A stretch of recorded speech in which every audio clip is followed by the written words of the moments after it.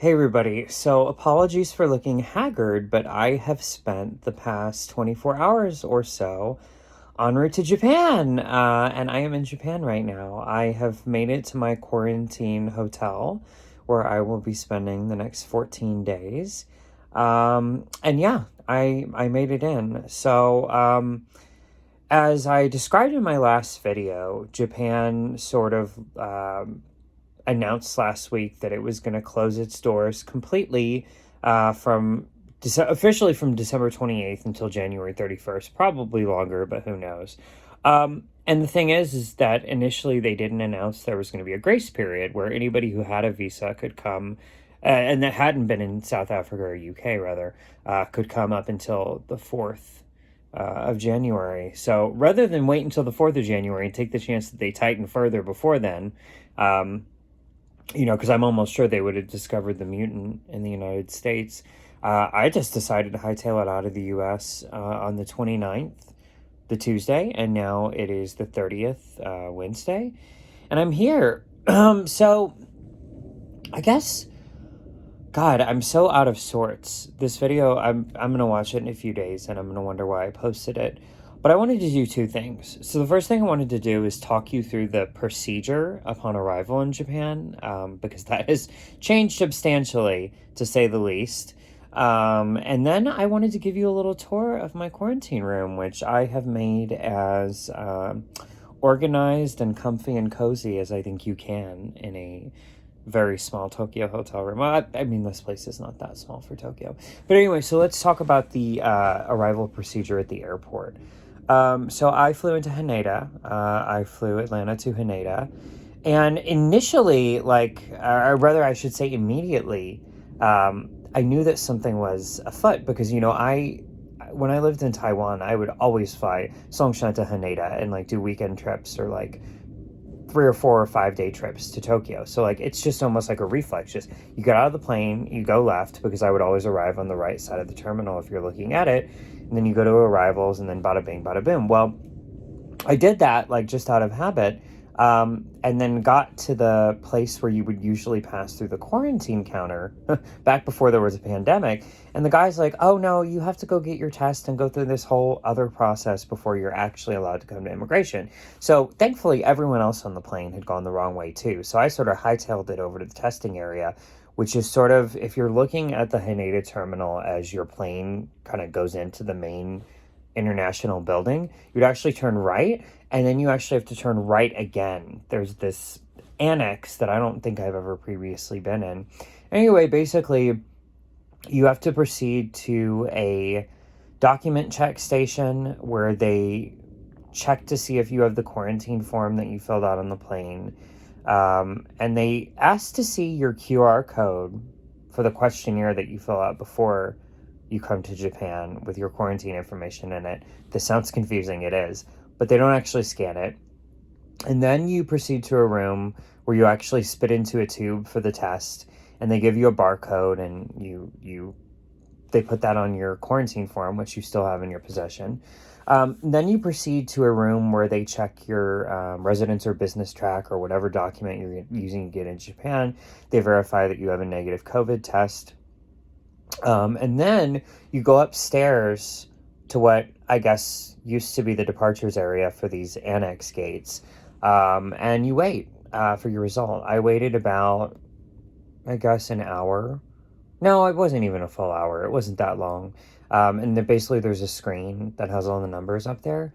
I waited about an hour, and then interestingly enough, when I got up there, I gave her my barcode, and she's like, "Wait a moment." And I'm like, "Oh my God, I'm positive." Which wouldn't make any sense because I just took my pre-flight COVID test on Monday. And I haven't had any close contact with anyone outside my bubble since then. So it's like, there's no way I'm positive. Turns out that the QR code that they've made such a big deal about, apparently something in mine didn't encode correctly. And the guy had to open it up and redo it and all kinds of stuff. So then I got my little pink sheet of paper, which indicates that I was negative. I made my way down back to immigration, where I had tried to go an hour before, to no avail. Passed through immigration, got my Zaryu residence card and my little everything else. Then I picked up both my bags, which someone had put on a cart for me because I guess by this point it was almost over an hour later. It was almost 2 hours probably. And they had long since stopped spinning. Made my way through customs, which they didn't even check anything I brought in. I thought that was interesting. Went to Toyota Rent-A-Car and decided to rent a car because here's the thing. So you can't take public transport under the new entry scheme as of yet. I mean, actually, I think there's a couple trains you can take, but I couldn't be bothered with that. So rather than paying 12,000 yen, which is about 120 bucks, for a private transfer to my hotel in Tokyo, I just rented a car, which was 5,500 yen, so about 55 bucks, and then drove from Haneda Airport to Shinagawa, which was terrifying. I've driven in Japan before, but never in Tokyo, never with jet lag, never at nighttime. And for whatever reason in Tokyo tonight, if any of you are here, there's a really strong and awful wind, and I felt like my little Japanese car was going to get blown off the road. But yeah, I returned the car, and then I walked to this hotel, which is near Sengakuji Temple in Shinagawa. And yeah, I am here in my little quarantine room. And, you know, I say it's small. I mean, if you've ever stayed in Tokyo hotel rooms, like not expensive ones, then this really won't be that small to you. Now, can I flip this? Oh, no, I can't. I can't while I'm recording. So I'm going to have to do my best. So as you can see, here's like the bed and sleeping area.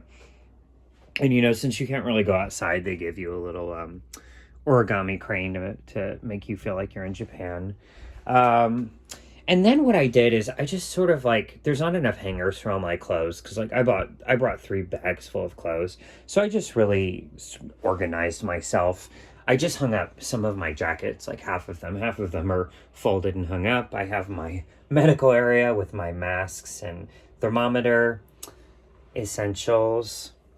I have all sorts of things that I'm not really going to need until I get into my apartment in Kyoto. Like old hard drives and soap.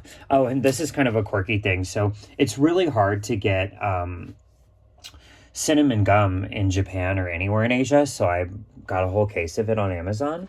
And then the little tiny bathroom with all my toiletries, my fancy pants, toothpaste, and cologne, and all this stuff that I just, yeah, all kinds of volumizing shampoos as well, because, you know, I don't know if any of you have tried to use volumizing shampoos in Japan or in Asia, but they're really greasy and awful, and so I just brought a large selection of my own. And then, before I leave you, I have to show you something that my dear sister got me for Christmas. So those of you who watched my first video about the UK getting banned a few weeks ago will have seen that Parker, who's my sister's dog, my dog nephew.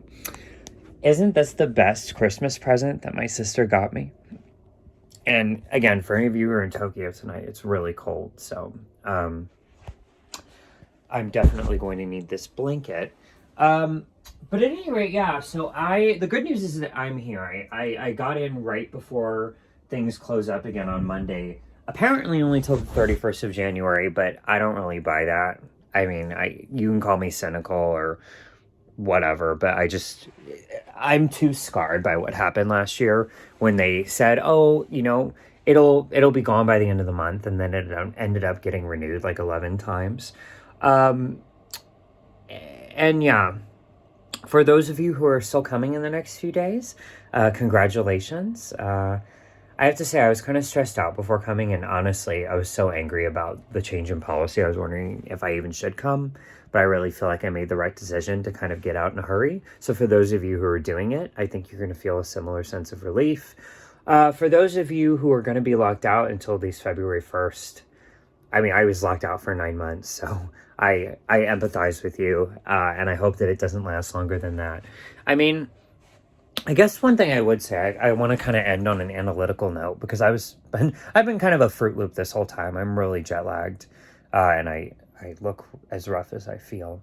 I think while Japan is closing, based on the experience I had today at the airport, I don't think it's just because of the spiking infections and because of the UK variant. Like, I think they're trying to get their airport system into a better oiled machine, because the issue right now is kind of twofold. Well, it's threefold. The first is that there's so much physical paperwork. Like, if Japan had it, because, you know, Japan's going through a big digitalization campaign right now domestically.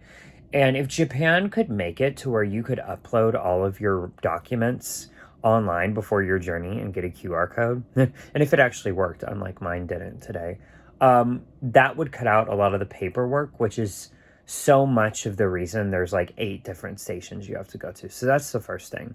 The second thing is that because of all the stations you have to go to, and because of, I guess they're trying to space out people as much as they can, the geographical span of areas you have to go before you can even go back to immigration. I mean, some guy in a Facebook group said he probably walked 2 or 3 kilometers, and I think that's accurate.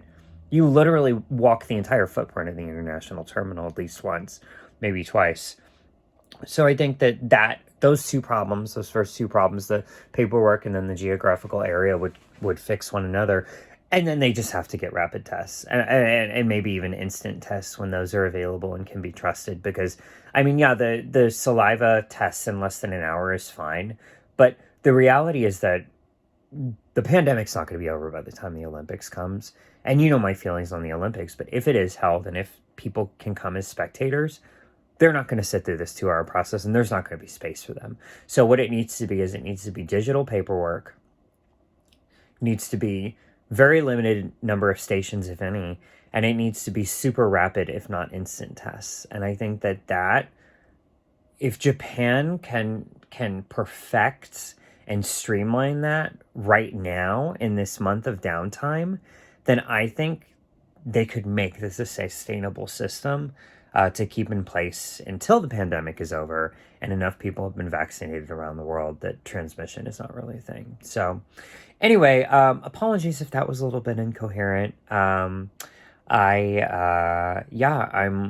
know how many videos I'm going to be making during quarantine, because I don't really think anything's going to happen to me during this time. And I mean, we all know that the other shoe's about to drop on Monday. But obviously, if anything comes up in terms of a change in immigration policy, I'll definitely keep you all posted. And then, of course, once I'm out of quarantine jail, I do hope to start making some like videos in Japan, because, you know, if any of you have been reading any of my travel blogs for any length of time, you'll know that I don't really do videos that much. I'm more of still photos and writing, and that's just my thing.